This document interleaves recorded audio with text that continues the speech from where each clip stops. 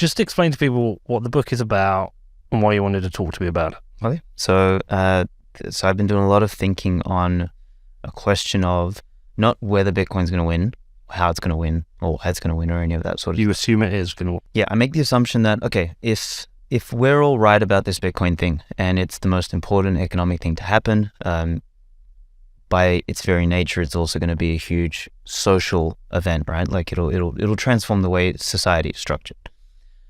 What then? Are we just going to drive around in Lambos and like Hopefully. Louis Vuitton jumpsuits? Yeah, maybe the Lambos are okay, but the Louis Vuitton jumpsuits are a little bit strange. But are we going to become just like, rich losers? Why would that make someone a loser? I think, the kind of people who generally, go out and just try to make money for that sake are generally like trying to fill a gap in themselves. So, looking through the lens of like, for example, Tony Robbins' 6 needs structure, like they're trying to feed significance and they're out of kilter on all sorts of other things. So they think by buying a Lambo, they're going to fill a hole in themselves. Okay. Now, there's a very big difference of... what if you just like driving fast? If you like... Sexy car. Yeah, that's different, but I think most of them don't. Like I know a bunch of people, from particularly back in Australia, who can't drive for shit. They have zero like understanding of what a car is, how the fucking engine works, but they're flashing it around because they think it's going to get their dick wet. And that's probably the majority of them. Yeah. There's a difference between an appreciation of the machine. Yeah, I think the point I'm trying to get... Well, there's 2 points. Like, firstly, are you anti-status and status symbols? No, not at all. I think people can do it. I think there is a... Is there a use for status symbols, for projecting status? I think it depends what level of status you're at. So Jack Dorsey, for example, doesn't need to drive around in a Lambo to have status. Whereas maybe an up-and-coming... Fake it till you make it. Kind of, 20-year-old entrepreneur or something like that might need to do that. And I was like that in my 20s. I was trying to... More with motorbikes, actually, I was never really like that with cars. Like, there was multiple times I could have, bought an expensive car, but I never did. I reinvested into my business or something like that. And you like bikes? Trying to... And I like motorbikes, exactly, yeah. So... You got a bike now? No, unfortunately. What's the dream bike? I had my dream bike. I had a Panigale. Really? Caddy, yeah, it was gorgeous. What's that, like 1000cc or something ridiculous? I don't know much. It was a 1199. Yeah, it was at the time. It was one of the fastest production bikes in the world. It was incredible. And did you project status with it? Not really. No, it was for me. So that's why I'm thinking back now. Yeah, it was never really a status thing for me. Nobody knew. Like, a girl would look at it. Oh, that's a nice red bike. I'm like, do you not understand like the engineering? Exactly. Like, I was like, I can go 0 to 150 kilometers an hour in second gear in like 4 seconds. And she's like, what does that mean? So for me, I don't think it's ever been a status thing. But for some people it is.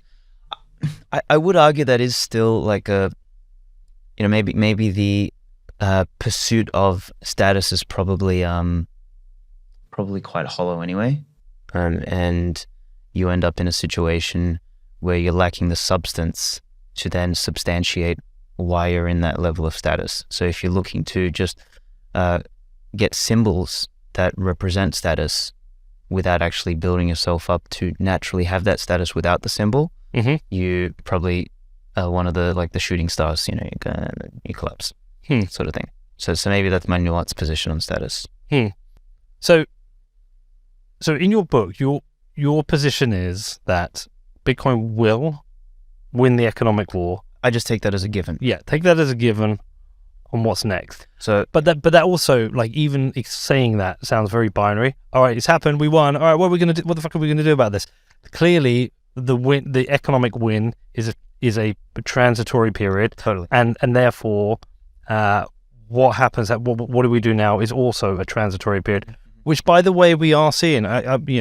You asked me whether, how much work Danny did help prep the show. We were discussing it on the way down, and we were recognizing the changes that have happened to us both in our lives, but also in the way we think about things because of Bitcoin. And the example I gave is the time preference. And the time preference thing for me, I said, do you know what the funny thing about time preference is? I see it on diet. I see it and I can't change. Like, I am still 30 pounds overweight. And I see it. And when I eat, I know I'm making the wrong decision on the time preference. But before, I would never saw it as soon as time preference. I would say, I have a shit diet.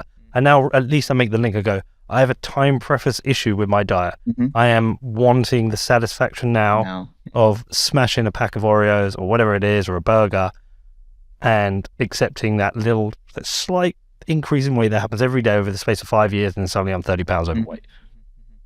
Well, I mean, yes, it is a time preference issue. So, but in this book, the 11th virtue that I write about is self-restraint or self-control. Okay. And that is, I think that's most likely the most lacking virtue in the world today, because people, and even libertarians that are blamed with this, is that this sort of idea of just like, go for it, just do it, you're free, live in a free country, say what you want, do what you want, etc.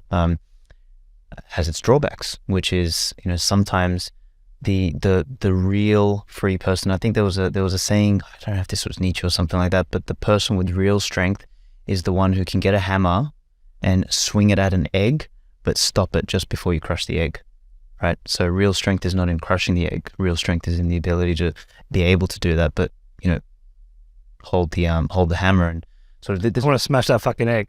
There you go. See, I want to see that shit go everywhere. I do. So, but like, that's something we each have to train in us, is the ability to to actually self restrain. So, but coming back to time preference. So, and we can kind of make our way back to these virtues later. But I think that Bitcoin's very existence adapts our behavior in such a way that we do start to have a better appreciation for time preference, definitely in the economic dimension, and then also it seems to be affecting other dimensions.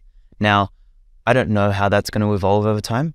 Does that piece actually turn us into virtuous human beings or something like that? Maybe not. That's sort of, as you said, this is going to be a process, and I kind of think of it. There's a word called interregnum, which is like basically means the transition from sort of one king to another sort of thing. So an interregnum is the gap between. So we're in the interregnum. We're going to go from the US dollar being king to Bitcoin being king. Whether that takes, I think it's at least going to take 3 generations, so like 60 years.